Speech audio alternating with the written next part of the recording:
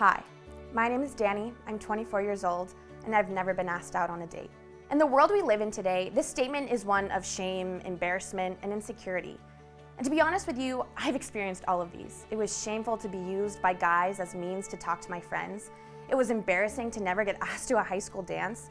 And never feeling desired by guys led to insecurity. Sure, maybe in the past I had guys who were interested or asked to hang out, but never actually committed, or guys who strung me along until they decided I was no longer worth their time and ghosted me. I have been ignored and forgotten by men who treat my friends with love and kindness simply because they perceive them to be prettier and therefore more worthy. If you have had this experience before, I'm so sorry. Nobody deserves to feel as though they are subhuman.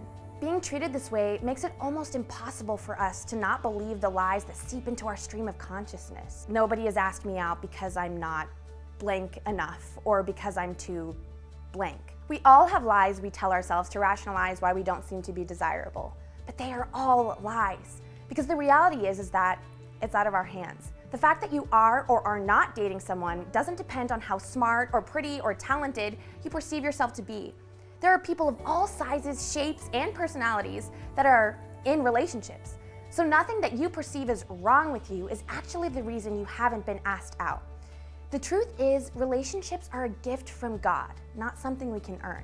The truth is, your dignity doesn't come from what other people think about or how they choose to treat you. Your worth doesn't change based upon the things people say about or to you, and it doesn't change with your weight. It stays the same whether or not you believe you're worthy. Our worth and dignity comes from God, our Creator. He who created the most beautiful sunrises and majestic mountains thinks you are more beautiful and more worthy than all of those things combined. So who are you going to listen to? God, the creator of the universe, the creator of the most beautiful sights you have ever seen, or humans who often fail to see and respect their own dignity? We get to decide whether the words or actions of others, and even our own intrusive thoughts, have any actual weight in our lives. But this is a lot easier said than done. So here are a few things we need to remember. 1. Your worth and identity are not tied to your relationship status. Your worth and dignity stay the same whether or not you're in a relationship. Don't believe the lie that you are less than or you're not as valuable unless you are dating someone. 2. Singleness is not a gauge of your beauty or personality. We need to reject the lie that singleness is synonymous with something is wrong with me. You don't suddenly become more beautiful the second someone shows interest in you. 3. Being in a relationship doesn't guarantee happiness or fulfillment. Relationships are not meant to fulfill our every desire. And if we enter into a relationship with that expectation, we're setting ourselves up to be disappointed. It's not your significant other's job to fulfill you. Do yourself a favor and find your fulfillment in God before you enter a relationship. 4. Strive to be the kind of person your future spouse would want to marry. Think about the person you want to marry in the future. What are they like? Are they kind, selfless, loving, hardworking, clean, and responsible? Now look at yourself.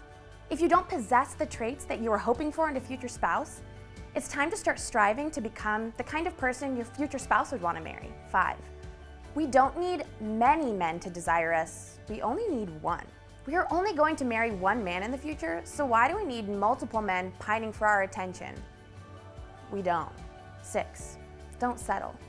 Trust that God is good and wants to fulfill your desires. He won't let you miss out on your own future. Thanks for watching. Be sure to subscribe, and for more content like this, visit us at thecultureproject.org.